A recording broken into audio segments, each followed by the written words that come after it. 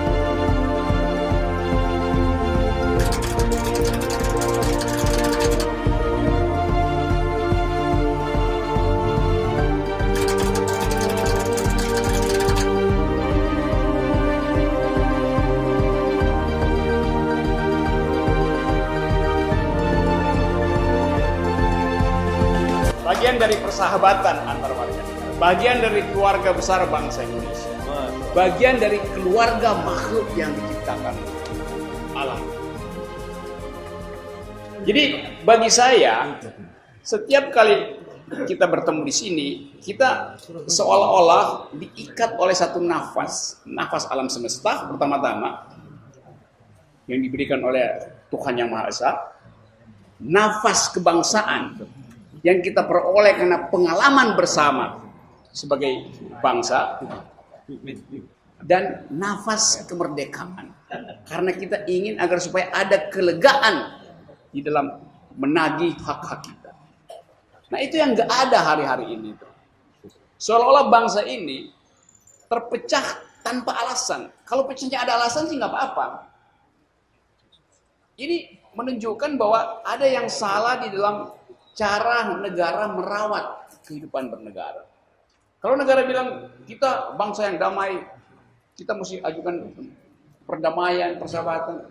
Tadi saya lewat, ada tulisan di tempat-tempat penyeberangan, siapa yang berani menghalangi pelantikan presiden, dia adalah musuh rakyat. Itu satu Jakarta dipasang itu. Ini orang mau pesta apa mau perang? Terus di televisi diperlihatkan ada persiapan angkatan bersenjata, kepolisian untuk mengamankan pelantikan. Orang kalau dia bermutu tanpa diamankan pasti rakyat akan bergembira untuk mengamankan presiden. Jadi kelihatan dari awal ada kesalahan sehingga mesti minta pengamanan itu. Kan kalau misalnya dikatakan bahwa persahabatan warga negara sudah selesai setelah pemilu selesai, ternyata enggak tuh. Orang tetap menganggap bahwa ada yang enggak beres di negeri ini. Jadi tanda pertama bahwa keakraban berbangsa itu tidak terlihat, itu spanduk-spanduk di jalan-jalan yang justru mencemaskan orang tuh. Musuh rakyat. Loh, kalau saya misalnya nggak hadir di pelantikan presiden, apa saya musuh rakyat? Lalu saya bukan rakyat itu. Apa dianggap membatalkan? Jadi keadaan ini yang membuat kita sebagai orang yang berpikir waras berupaya untuk memprediksi apakah keakraban ini akan berlanjut atau akan makin berantakan setelah kabinet dibentuk misalnya. Kan kita mau hitung itu kan. Kita mau hitung apakah pemerintah bisa memberi rasa aman di dalam berpendapat. Ini baru tadi malam tuh Twitter saya dihack, dicuri, dirampas oleh seseorang. Pasti karena marah saya kritik terus pada pemerintah itu. Padahal mengkritik pemerintah itu kewajiban warga negara. Lalu orang tagih, kenapa Pak Rocky nggak kasih apresiasi pada presiden? Ya nggak ada yang saya mau apresiasi. Kalau saya tanya apa? Ya masa nggak ada, itu kasih tahu apa misalnya. Kan presiden cuma ditugaskan untuk 2 hal. Cerdaskan kehidupan bangsa. Yang kedua, pelihara fakir miskin, orang miskin. Itu tugas konstitusi pada presiden. Sekarang kita uji, apakah presiden mencerdaskan kehidupan bangsa? Ya, karena anak-anak didik kita cerdas menghafal nama-nama ikan. Kan bukan itu yang dimaksud kan? Apakah presiden, pemerintah memelihara fakir miskin? Ya, dipiara. Dengan cara apa? Dengan cara menaikkan iuran BPJS. Jadi 2 hal itu nggak dilakukan. Terus kita mau apresiasi apa? Saya mau apresiasi apa? Nah, saya mau mengucapkan ini sebagai bahan untuk menyambung Ustadz sekaligus dosen dari Surabaya yang menghubungkan kita, tadi saya katakan, antara ide tentang keakraban alam semesta dengan kegagalan pemerintah memelihara keakraban warga negara. Jadi kalau antar warga negara tidak akrab, itu pertanda bahwa negara gagal membaca tanda-tanda alam semesta. Bintang tuh akrab sama bulan, matahari akrab dengan embun, sama-sama datang pagi-pagi. Embun bersedia untuk menguap supaya matahari bisa masuk sampai ke pori-pori daun.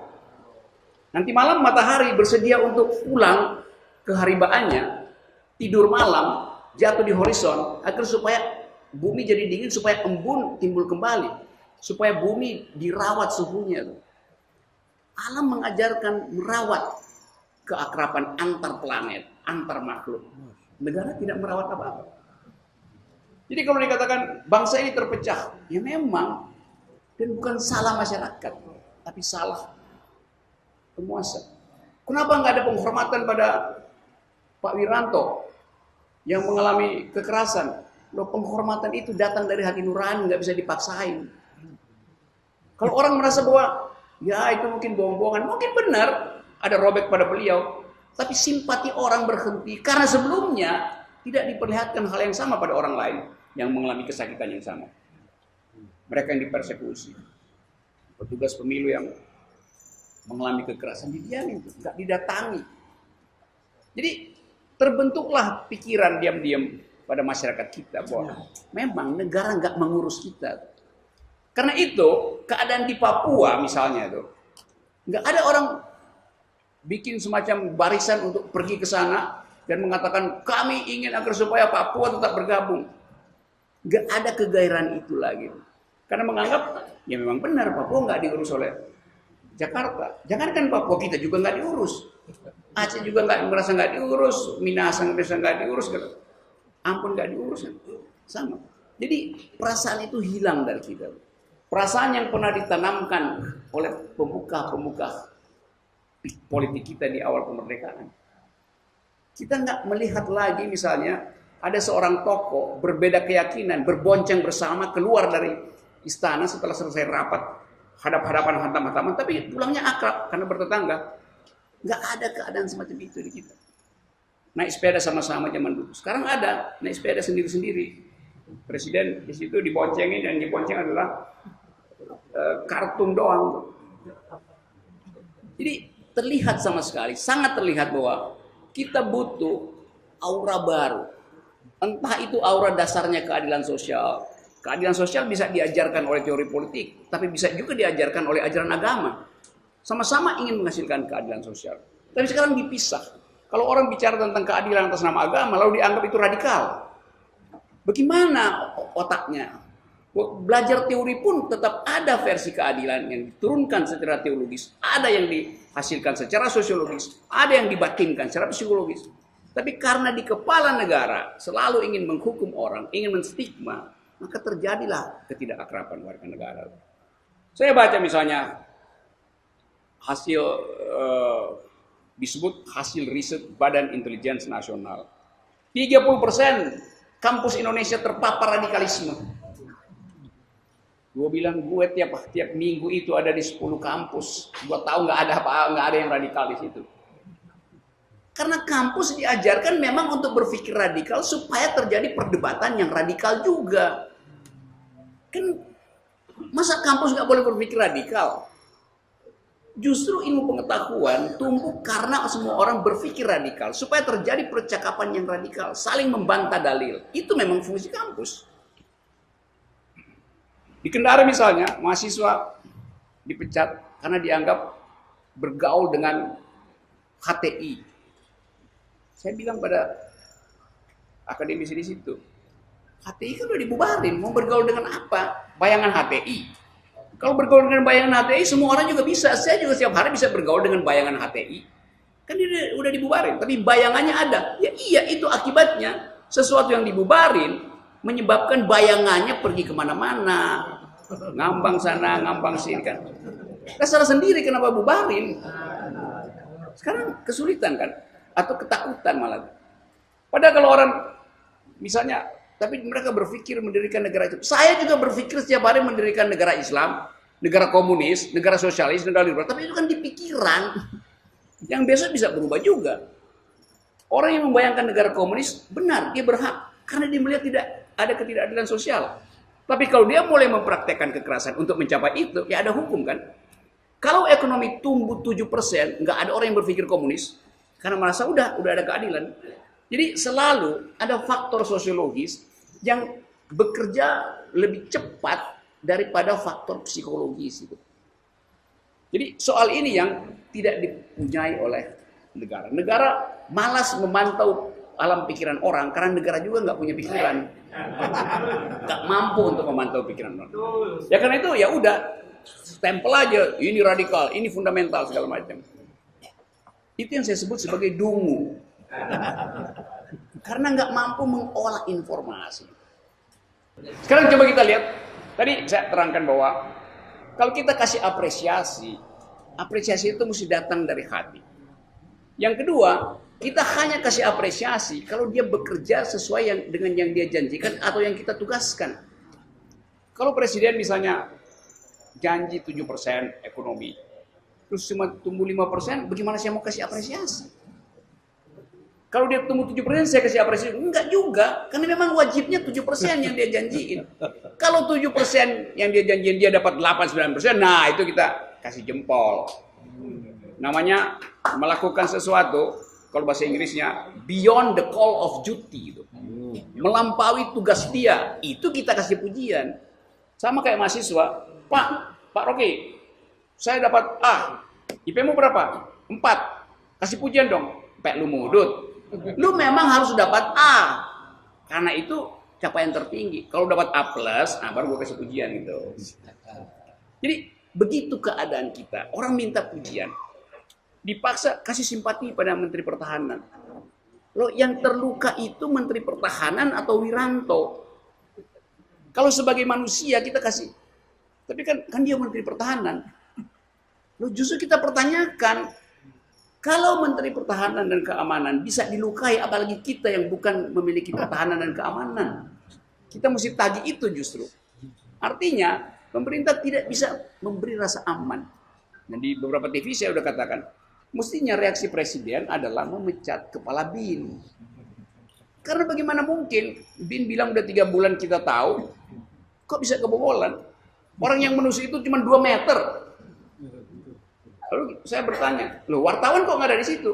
Wartawan yang seharusnya melekat pada Wiranto bukan sebagai tubuh biologisnya, tapi tubuh politis Wiranto selalu harus dekat dengan wartawan karena wartawan mau tahu apa yang akan diucapkan oleh menteri, bukan oleh dia sebagai individu. Wartawan nggak ada. Paradoks itu yang memperlihatkan bahwa sekarang nggak ada kejelasan arah Republik. Kalau kita bayangkan misalnya, oke, anggap aja ada pelantikan, ada musik di Cibubur segala, udah selesai. Lalu sidang kabinet pertama, kabinet baru. Apa yang akan keluar dari mulut Presiden Jokowi? Apakah akan ada perubahan cara bicara? Ada perubahan narasi, perubahan literasi, perubahan jokes, perubahan humor? Ya enggak.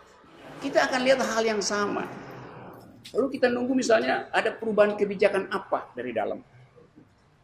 Mungkin perubahan kebijakan bisa dihasilkan kalau ada kekompakan di dalam kabinet. Tapi kita tahu dari sekarang, kabinet itu akan saling amputasi di dalam setiap rapat. Karena kepentingannya betul-betul berbeda. Yang sana nagih 12 kursi, yang ini minta minimal 3 kursi. Yang sana bilang kalau nggak mau ya udah, kita akan beroposisi. Jadi tidak terjadi karena persahabatan politik pembagian kue itu. Karena mau saling merampok. Kenapa mau merampok? Karena Presiden bilang sendiri bahwa ini periode kedua, saya tidak ada beban, kata Pak Jokowi itu. Ya politik juga bilang, politisi juga bilang begitu, kami juga nggak ada beban, mari rampok sama-sama. Sama-sama nggak ada beban. Jadi tidak diatur oleh amal ibadah untuk menghasilkan keadilan itu. Jadi saya ingin mengucapkan itu melalui Twitter. Karena saya beroposisi, Babe Haikal juga begitu, melalui sosial media. Kita beroposisi melalui sosial media. Lalu orang protes, kalian kan bukan partai, kenapa beroposisi? Emang bukan partai, kenapa kalian takut? Cuman ngomong, dia takut. Ya, akibatnya dihack, akhirnya diambil Twitter saya. Saya bilang, yang ngambil itu dungu. Karena saya juga bisa bikin hari ini kan. Apa susahnya bikin itu? Tapi yang saya protes adalah hak orang untuk mengetahui pikiran saya dihalangi oleh orang lain. Artinya negara tidak menyediakan peralatan yang memungkinkan dia tidak mengambil barang saya. Dia kan mencuri barang saya yang saya sebut pikiran itu kan. Saya sih enak-enak aja. Mereka yang tersiksa karena mereka nggak punya alat buat memaki saya lagi kan. Saya udah nggak punya Twitter, menghina lagi udah nggak punya. Dia rugi sebetulnya tuh. Baru sekarang dia berpikir, gimana caranya menghina, menghujat, membuli Rocky Gerung. Dia udah nggak punya Twitter. Saya masih bisa manfaatin televisi. Tapi mereka nggak bisa masuk televisi kan? Karena televisi ada standar IQ-nya tuh. Jadi dia rugi sendiri itu. Jadi kita mau agar supaya kehidupan ini diolah dengan satu perspektif, yaitu keakraban berwarga negara. Nah itu yang hilang dari kita. Jadi sekali lagi, saya tetap akan dalam posisi beroposisi. Karena beroposisi itu adalah ukuran tertinggi dari demokrasi. Artinya ada perbedaan pendapat. Tapi kemudian negara bilang, kami perlu persatuan. Ya elah. Kalau ada demokrasi, persatuan itu tidak diperlukan. Karena demokrasi bukan untuk memaksakan persatuan. Demokrasi justru untuk mengolah perbedaan. Jadi perlu kecerdasan untuk mengolah perbedaan, bukan memaksakan persatuan. Dari dulu kita nggak bersatu, nggak apa-apa. Yang penting ada pemimpin yang mampu mengolah perbedaan. Kalau kita bersatu demi apa? Sekali lagi, di dalam setiap peristiwa politik, orang memelihara harapan, tapi sekaligus kecemasan. Nah sekarang kecemasannya lebih tinggi dari harapan. Itu yang mengkhawatirkan. Dan nggak ada yang tahu suhu politik kita tuh berapa. Stetoskop udah mati semua itu. Jadi kita kehilangan model acuan. Termasuk para pegiat sosial media dirampas haknya untuk mengucapkan politik oposisi. Tapi Twitter saya udahlah, saya sedekahkan aja dah buat mereka tuh. Karena itu saya juga menganggap bahwa yaudah silakan kalau yang perlu follower ambil akun gue sedekahin deh buat lu. Kan itu jadinya kan. Karena saya merasa bahwa dengan melakukan itu mungkin ya sekedar memperlihatkan bahwa ini negara benar-benar sekarat. Karena orang bicara kalimat aja mesti dirampas hak dia bicara. Itu yang menjengkelkan sebetulnya. Nah sekarang kita mau lihat misalnya beberapa faktor sosiologis. Kan kalau kabinetnya diucapkan misalnya seminggu setelah pelantikan kabinet Joko Widodo diucapkan. Terus kita mau tahu arahnya kemana. Apakah kabinet itu akan mulai rapat hari pertama dengan agenda krisis, atau ada keributan kecil karena dari rapat pertama setiap menteri mesti mengincar bagian paling banyak yang akan dia peroleh. Saya kira itu yang terjadi, bukan soal krisis. Krisis sudah di depan mata sekarang. Ekonomi kita ya udahlah, udah ambruk segala macam itu. Dan krisis itu akan terlihat nanti awal Januari ketika bank-bank asing mulai menagih hutang BUMN tuh, mau bayar pakai apa? Kalau terjadi perang dagang di Cina Selatan, ya pasti import Indonesia terhalang karena kita akan dijepit di Cina Selatan oleh armada Amerika Serikat, lalu barang importnya nggak bisa kita masukkan karena kita masih bangsa importir kan.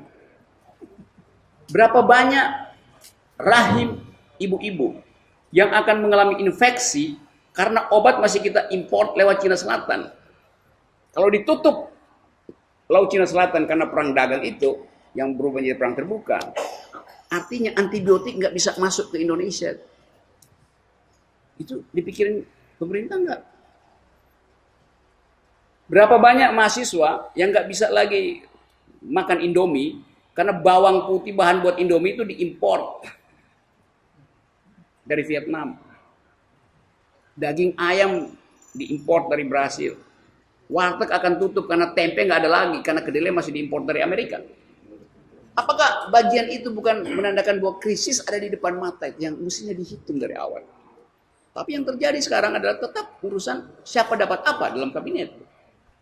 Saya bayangin misalnya Pak Prabowo datang dengan proposal bahwa Indonesia bisa dipacu pertumbuhannya melalui pertanian, melalui strategi pangan.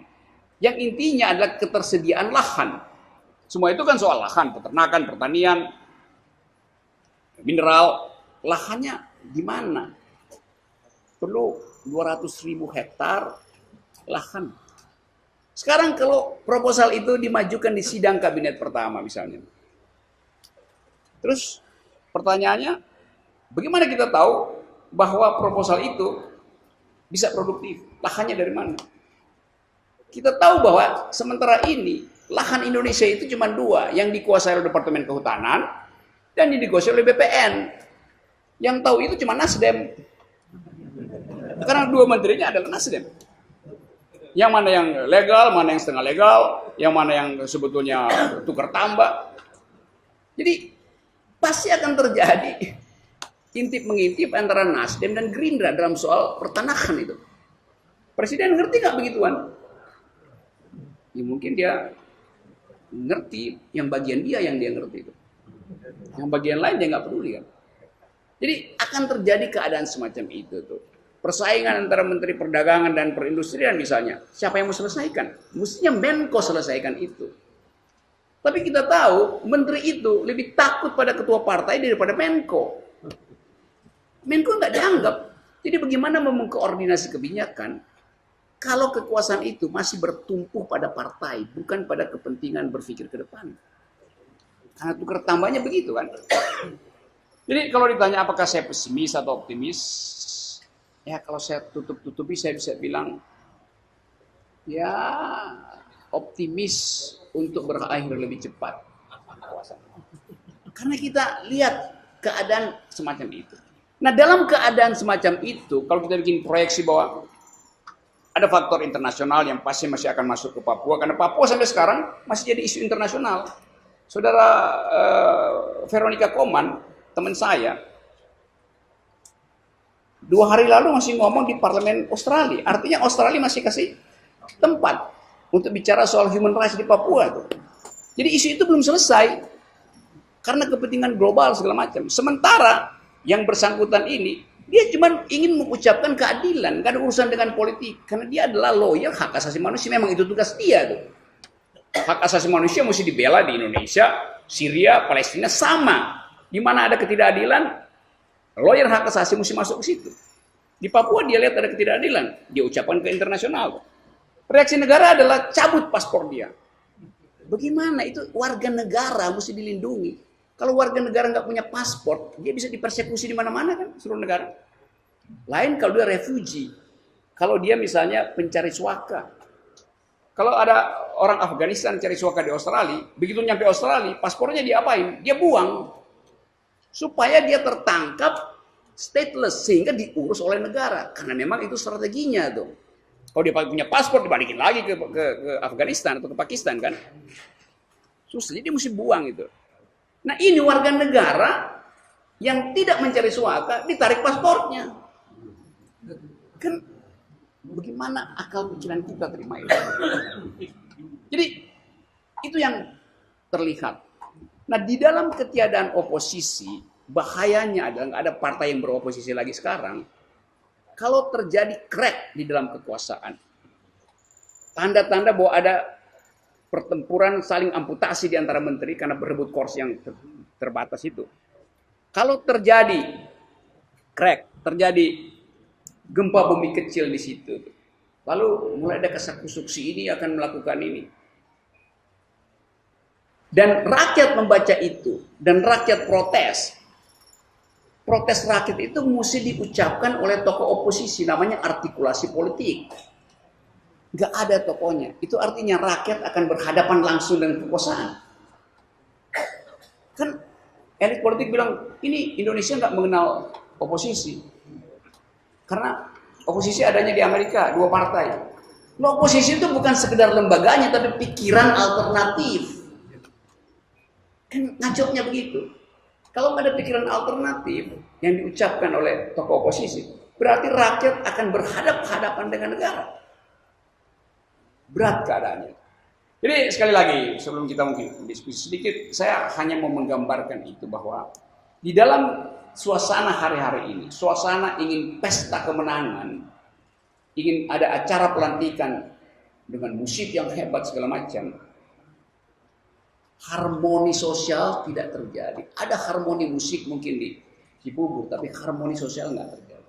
Nggak ada gairah orang untuk oke, kita rayakan kegembiraan. Ada presiden dilantik lagi, presiden baru. Nggak ada. Itu yang saya sebut sebagai presiden menang secara legal, tapi kalah secara legitim. Legitimasinya nggak ada, legalitasnya ada. Karena legitimasi nggak ada, muncul ancaman di jabatan-jabatan penyerangan. Siapa yang ingin menggagalkan, dia adalah musuh rakyat. Jadi pesta yang diawali dengan permusuhan. Ajaib. Bukannya undang tetangga, malah curigai tetangga. Gua mau pesta, mesti ngumpul-ngumpul. Sekarang dipaksa, kalau lu nggak datang berarti lu musuh rakyat. Jadi itu yang terjadi sebetulnya, yaitu bahwa kita kehilangan keakraban berwarga negara. Dan jangan salahkan kalau rakyat makin lama makin menumpuk sinisme, menumpuk nyinyir pada kekuasaan. Bukan salah rakyat, karena rakyat mencium memang ada bau busuk dari situ. Lalu istana bilang apa? Ya tutup hidung. Memang kalau saya tutup hidung bau busuknya hilang. Bau di hidung saya hilang, tapi di situ tetap ada busuknya. Itu yang disebut oleh Shakespeare di dalam teater, dalam salah satu karyanya, yaitu bahwa something rotten in Denmark. Saya mencium bau busuk di istana Denmark. Untung itu diucapkan oleh Shakespeare, bukan oleh Ustaz Haikal. Makasih.